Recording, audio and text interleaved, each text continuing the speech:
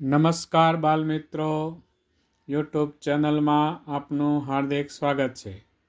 આજે આપણે ભાગ નંબર 86માં પ્રશ્નોનું સોલ્યુશન મેળવશું. તો ચાલો આપણે શરૂ કરીએ. દાખલો નંબર 21. વિઝન બુક સ્ટોર્સના માલિકે 9 એક સમાન ચોપડીઓ ખરીદવા માટે 135 રૂપિયા મોકલ્યા હોય તો એક પુસ્તકની કિંમત કેટલી હશે? હવે અહીંયા આપણે કુલ રૂપિયા 135 ચૂકવ્યા છે અને હવે આપણે એક પુસ્તકની કિંમત શોધવાની છે. તો તે માટે આપણે શું કરશું?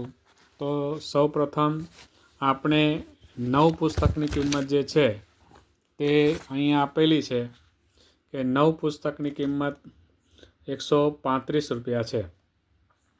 માટે એક પુસ્તકની કિંમત બરાબર કેટલી? તો આપણે 135 ભાગ્યા 9 કરીશું તો આપણને એક પુસ્તકની કિંમત મળશે. તો અહીંયા 135 ભાગ્યા 9 કરીએ તો 15 9 135. તો એક પુસ્તકની કિંમત એ 15 રૂપિયા હશે. એટલે આપણો જવાબ બી 15 એ આપણો જવાબ છે. દાખલો નંબર 22. 4 મિત્રો રેલવેમાં મુંબઈ જઈ રહ્યા છે. જો ચારેયનું રેલવે ટિકિટનું ભાડું 312 રૂપિયા થયું હોય તો એક વ્યક્તિની ટિકિટનું ભાડું કેટલું હશે? તો આમાં પણ આપણે જોઈએ તો એક ટિકિટનું ભાડું આપણે શોધવાનું છે. તો આગળનો આપણે દાખલો ગણ્યો તે પ્રમાણે આપણે જોઈએ તો અહીંયા જોઈએ તો કે 4 મિત્રો છે એટલે 4 ટિકિટના એમને ચૂકવ્યા છે 312. એટલે 4 ટિકિટનું ભાડું બરાબર 312. તો એક ટિકિટનું ભાડું બરાબર 312 ભાગ્યા 4 એ આપણે કરીશું તો આપણને જવાબ મળશે 78 રૂપિયા. તેથી આપણો ઓપ્શન નંબર એ આપણો જવાબ થશે. ત્યારબાદ દાખલો નંબર 23. 324 ભાગ્યા 2નો ભાગાકાર કરતા અનુક્રમે ભાજ્ય, ભાજક અને ભાગફળ અને શેષ જણાવો. તો બાલમિત્રો, આપણે આગળ ગુણાકાર ભાગાકારના નિયમો જોયા તેમાં આની જે સ્પષ્ટતા જે છે તે આપણે કરી છે. છતાં આપણે જોઈએ અહીંયા તો 324 ભાગ્યા 2. તો એમાં 324 છે એને આપણે ભાજ્ય કહીએ છીએ. 2 છે તે ભાજક અને અહીંયા જે જવાબ આવે તે ભાગફળ, નીચે જે વધે એ શેષ. આ રીતે આપણે એને ઓળખીએ છીએ. હવે આપણે ભાગાકાર કરીએ તો 2 એકા 2, 3માંથી 2 જાય તો 1, ઉપરથી 2 ઉતાર્યા 2 છક 12, ઉપરથી 4 ઉતાર્યા 2 દુ 4. એટલે આપણને જવાબ મળશે કે 324 ભાજ્ય, ભાજક 2, 162 ભાગફળ અને 0 શેષ. એટલે આપણું ઓપ્શન એ જે છે તે આપણો જવાબ આવશે. દાખલો નંબર 25. દાખલો નંબર 24. 810 કચુકા 3 મિત્રોને સરખે ભાગે વહેંચતા દરેકના ભાગમાં કેટલા કચુકા આવે? તો આમાં આપણે સરખા ભાગ કરવાના છે એટલે 810 ભાગ્યા 3 કરીશું. તો આપણે 800 ભાગ્યા 3 કરીએ તો અહીંયા સૂત્ર પણ મૂકી શકાય કે 3 મિત્રને 810 કચુકા. તો એક મિત્રના ભાગમાં કેટલા આવે? તો 810 ભાગ્યા 3. અહીંયા આપણે ભાગાકાર કરીશું. 3 દુ 6, 8માંથી 6 ગયા તો 2, ઉપરથી 1 ઉતાર્યા 21 થયા. 3 સત્તા 21, 0 નું 0, અહીંયા પણ આપણે 0 મૂકીશું. એટલે આપણો જવાબ આવશે 270. એટલે કે આપણો જવાબ એ ઓપ્શન જે છે તે આપણો સાચો જવાબ છે. ત્યારબાદ દાખલો નંબર 25. પલક પાસે 100 રૂપિયા છે. તેણે ચોથા ભાગના રૂપિયા ખર્ચી લંગડો કેરી ખરીદી તો તેને કેટલા રૂપિયાની કેરી ખરીદી? તો આપણે અહીંયા જોઈએ તો અડધો, પા, પોણો અને આખો એની સમજણ આપણે અપૂર્ણાંકમાં મેળવેલી છે. તો 100 રૂપિયા છે તો એના ચોથો ભાગ જોઈએ તો 100ના 4 ભાગ કરીએ તો 25, 25, 25 થાય. હવે આપણે એનો કયો ભાગ શોધવાનો છે? ચોથો ભાગ. તો ચોથો ભાગ ગણીએ તો આપણે 25 થશે. તો આપણો અહીંયા ઓપ્શન એ 25 જે છે તે આપણો સાચો થશે. તો એને કેટલા રૂપિયાની લંગડો કેરી ખરીદી? તો કે 25 રૂપિયાની એને લંગડો કેરી ખરીદી. દાખલો નંબર 26. મીરા અને તેના ભાઈએ કલમી આંબાના નવા છોડવા ખરીદવા ₹21,000ની લોન લીધી.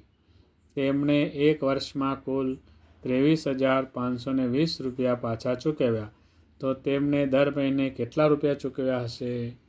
તો હવે આ શોધવા માટે સૌપ્રથમ આપણે જોઈએ તો એને જે લોન લીધી છે તે 21,000 રૂપિયાની છે અને 1 વર્ષમાં એને ₹23,520 ભર્યા છે.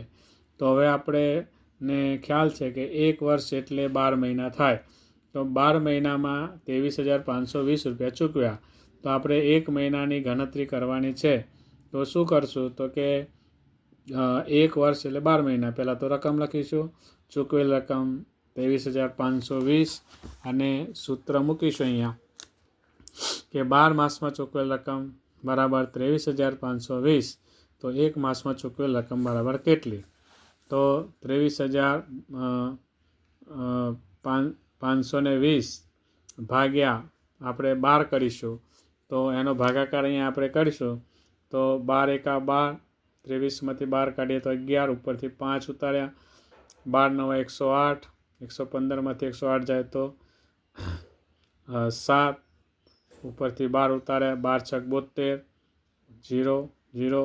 ₹1950 જે છે તેને દર મહિને એને જે કહેવાય કે ₹1960 દર મહિને એને ચૂકવ્યા હશે.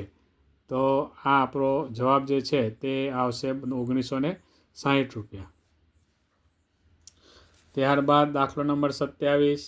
હાઇકુ એ કયા દેશનું સાહિત્યિક સ્વરૂપ છે? તો હાઇકુ જે છે તો તેનો જવાબ જે છે આપણે રાષ્ટ્રીય ફળ કેરીમાં આપણે એની વાત આવે છે કે હાઇકુ એ કયા દેશનું સાહિત્યિક સ્વરૂપ છે?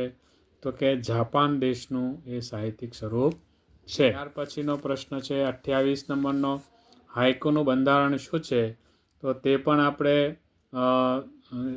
રાષ્ટ્રીય ફળ કેરીમાં જોયું હતું. તેનું બંધારણ જે છે તે કેવા પ્રકારનું છે? તો કે 5 7 5 એ આપણું એનું બંધારણ છે. એટલે કે ઓપ્શન નંબર સી એ એનું આપણે જે કહેવાય તે હાઇકુનું બંધારણ છે એ પ્રકારનું છે. ત્યારબાદ દાખલો નંબર 29. તાલાળા ગીરને કઈ કેરીની રાજધાની કહી શકાય? તો તેનો જવાબ છે કે બધાને આપણને આમ ખ્યાલ જ છે કે તાલાળાની જે કહેવાય કેસર કેરી એ ખૂબ જ પ્રખ્યાત છે. એટલે કઈ કેરીની રાજધાની કહી શકાય તાલાળાને? તો કે કેસર કેરી એ આપણો જવાબ છે. ત્યારબાદ દાખલો નંબર 30. એક આંબાવાડીમાંથી એક દિવસમાં 350 કેરી ઉતારીને એક બોક્સમાં 12 કેરી પેક કરવામાં આવે તો કુલ કેટલા બોક્સ ભરાય? હવે આના માટે આપણે શું કરીશું? તો એના માટે આપણે સૂત્ર લખીને પણ દાખલો ગણી શકાય. આવી રીતે આપણે ગણીશું કે 12 કેરી જે છે તો 12 કેરીમાંથી આપણે કહેવાય કે એક બોક્સ ભરાય છે. તો 350 કેરીમાંથી કેટલા બોક્સ ભરાય? તો આપણે એનો ભાગાકાર કરીશું. 350 ભાગ્યા 2 12 કરીશું તો 12 2 24, 11 વધ્યા, ઉપરથી 0 12, 12 9 108 2 એટલે કે 29 બોક્સ ભરાય અને 2 કેરી વધે. એટલે આપણો અહીંયા ઓપ્શનમાં 29 જવાબ છે. એટલે આપણો જવાબ આવશે એ. તો બાલમિત્રો, આજે આપણે ભાગ નંબર 86માં દાખલા નંબર 21થી 30નું સોલ્યુશન મેળવ્યું. હવે પછી આપણે ભાગ નંબર 87માં મળીશું અને આગળના દાખલાનું સોલ્યુશન મેળવશું. નમસ્કાર.